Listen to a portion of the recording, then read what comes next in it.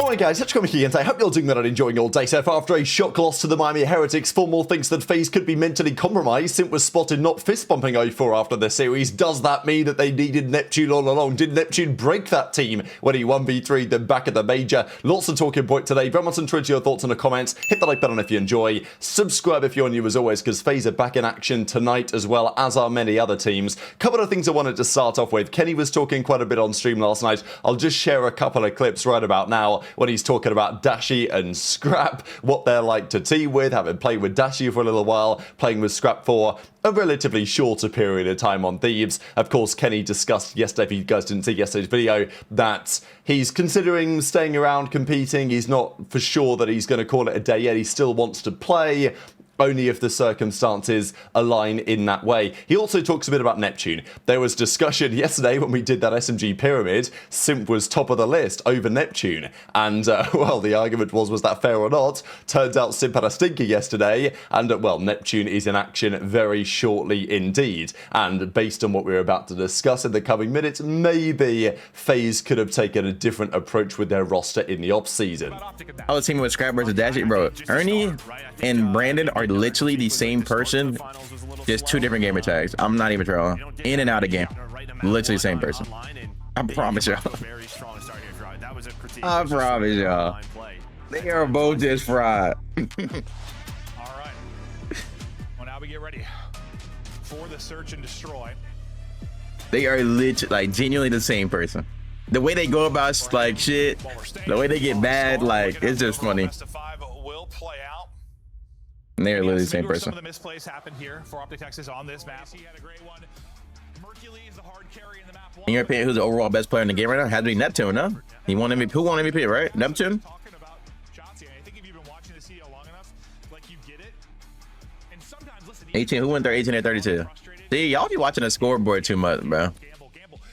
Well, who went 18 and 32? They just barely lost that map. Why he's been so good at the end of the year? It's like you take some teams. We've talked to teams and coaches where. Listen, bro, I don't give a damn about all the eye tests, stats, the mat, whatever y'all want to look at. If no fucking win MVP, he's the best player in the game right now. Until a motherfucker, somebody else win MVP over him. I'm sorry, that's just how you gotta look. The other piece mentioned last night, you guys may remember that last year, Ravens were doing some trials, and Mercules was actually part of those trials. This is before they picked up Lurqxx to the roster instead, which didn't really go to plan. Now, my understanding is of those trials, Mercules, while the potential was very much there, I think Donnie Temp said that when he played Merc in challenges, he was good, but he was nothing special. He improved rapidly, right? Because Merc's only been around for a little while. He used to be a search and destroy kid back in Black Ops 1, but playing Respawn, even last year, he was still relatively new to it in the early part of last year. So, but still, passing up Merc and putting in Lurqxx instead is a comedy decision in hindsight, and, well, effectively, Ravens could have done that. They probably could have signed Merc at some point last year if they wanted to. I'm pretty sure he did some trials with them. TJ says that was a call from Osama bin Saint. So, yes, well, there you go. And the rest is history. Again, there's also this talk about should Toronto have kept him and all this. And, yeah, that's a very viable argument. Toronto play FaZe today. They will need a much better result than they had yesterday if they want really any chance of keeping that roster, I would imagine, together.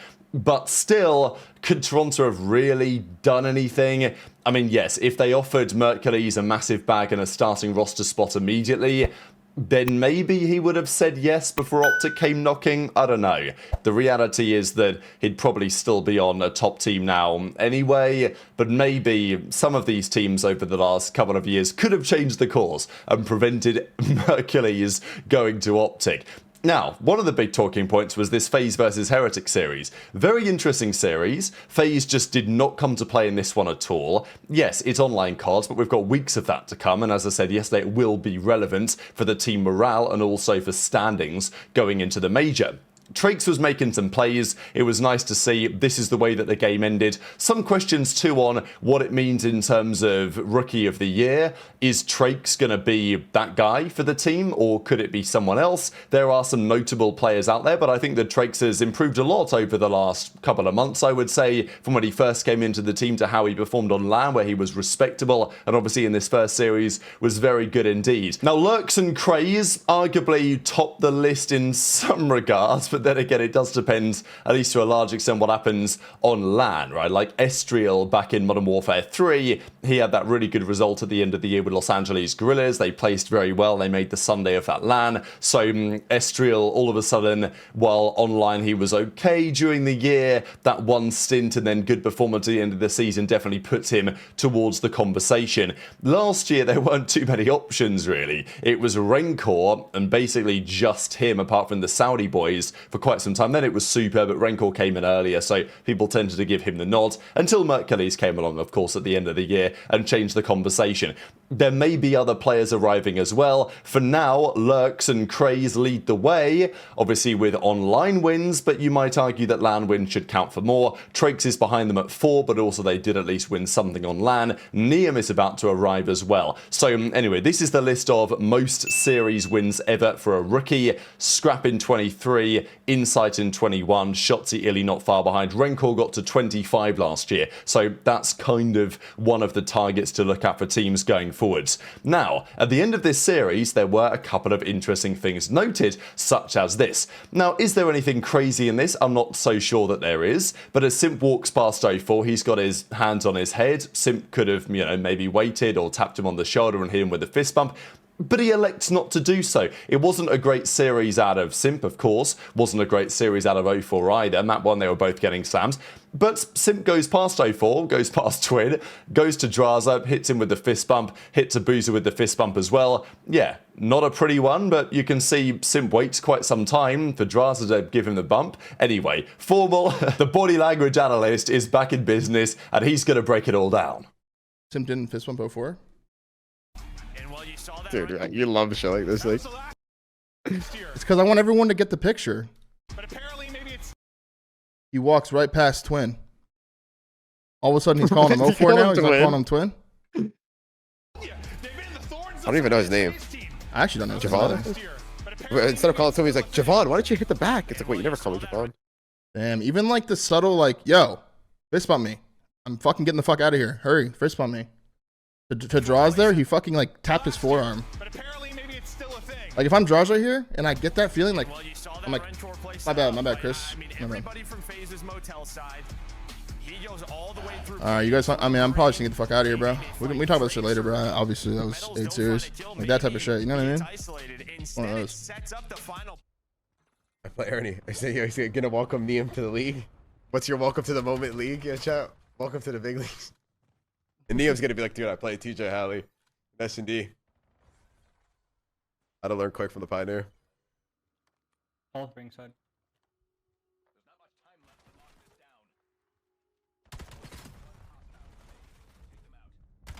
Oh, yeah, fuck it then.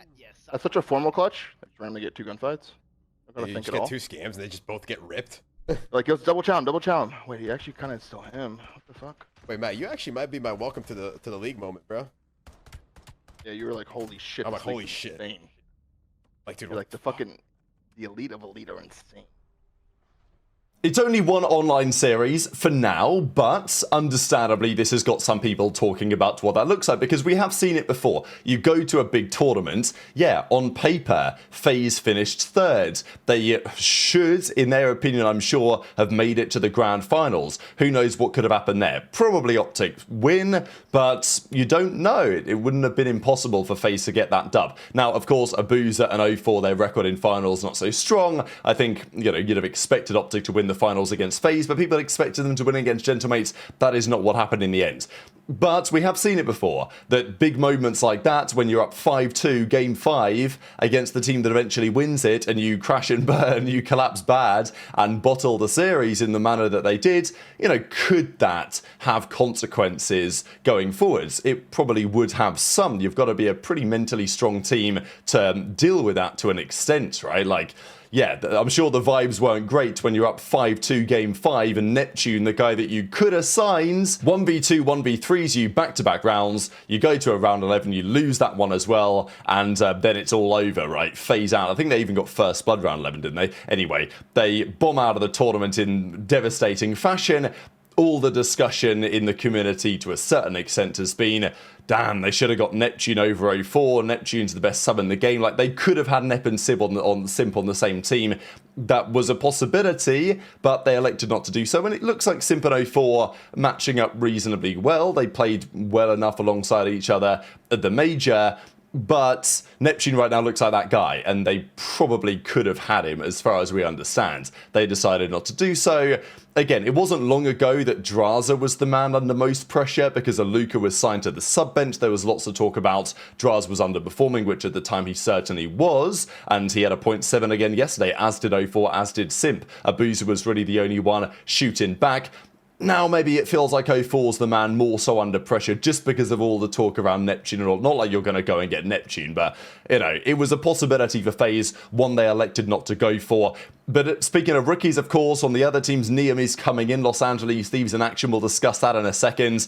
Obviously, they're talking about it here and discussing that Dab has got to play Tej, right, from the Surge. And, well, that's the Pioneer, right? So maybe there's something to learn there. Now, speaking of that, that is the game of today. So, Gentlemates in action. They play the Falcons. Some very interesting games today, I think, top to bottom. It is a good selection of matches. Yes, it's online cards, but we've got a decent day here for Valentine's. Falcons versus Gentlemates. Who knows? Can Falcons bounce back from a difficult major? They placed top 8, but they lost to OpTic and FaZe. Not bad losses. Gentlemates, of course, the reigning champions. OpTic played G2. We saw this matchup at the major. OpTic handled business without any difficulty, really. It was a 3-0. I think online could be a bit of a different story. The question to some extent is, can G2 keep up where they've been, what they've looked like? I think this should be a competitive series, but arguably Toronto versus FaZe is more interesting from both angles, right? Because whoever loses this series, and it probably is Toronto, but it's difficult to say for sure, they are in a real difficult spot, right? Because if FaZe were to lose to a team on a 6-series loss streak, especially after getting 3-0'd by Heretics yesterday, that would be a real reality check, even more so than yesterday was. But if FaZe bounce back and they beat Toronto, especially if they beat Toronto comfortably, that would be Toronto on a 7-series losing spree. They've lost a ton of maps on the bounce at this point, Toronto. We know that yesterday they were talking in quite some detail, even the CEO, that, yeah, changes are probably coming if things don't change very rapidly indeed. So that's a very interesting series. And then, of course, Neum's debut, last match of the day against Surge. Surge, yeah, they beat Ravens at the major, but, you know, the Royal Routers, whatever you want to call them, they went down there. And then Surge still weren't good, right? And they advanced to the tournament. So Thieves should get the job done. We'll see how Neum performs in his debut series, and well, maybe Kenny will or will not be watching. So very much enjoyed your thoughts on all of this stuff in the comments below. Hit the like button if you enjoyed, subscribe if you're new, take care, and I'll see you next time. Now, like, dude, we could be a godlike team by champs. That's all that matters, boys. Remember that. Champs is all that matters. Like, they're getting that type of text, you know what I'm saying? Yeah, dude, I used to love those texts from Krim. Dude, I swear to God, man, Saturday at Champs, we're in Winners Finals, about to play United going into Sunday. I swear to God, it was one of those texts that I could have ran through a wall, dude. Like, it's one of those where it's like, doesn't matter what happens, doesn't matter what we've been through to get, but it was like a paragraph, and I was like, this is why. He loves that shit. And bro, I was eating. I actually think that's why we lost, because I couldn't sleep that night. I was literally You were just too fucking dope. You're like, oh my God, I'm like, so excited. Oh my God. I'm like, fuck yeah, we're about to do this, my bros. That's so sweet. Thank you, Christopher. Listen. Oh my God, dude, that was such a good text. I wish I still had it. It was on my other phone. Miami were a thorn Oh my God, I know exactly what you're talking about. He loved doing that shit. Major 3, it was Miami. I I loved it too, though. I did too. But then I was like, dude, wait, he's not gonna sleep tonight. This was way too like detailed. What the fuck? He's blacked out. The text comes in at 4 a.m. I was like, what the fuck? Dude, what? Like, we gotta get breakfast at 9 a.m.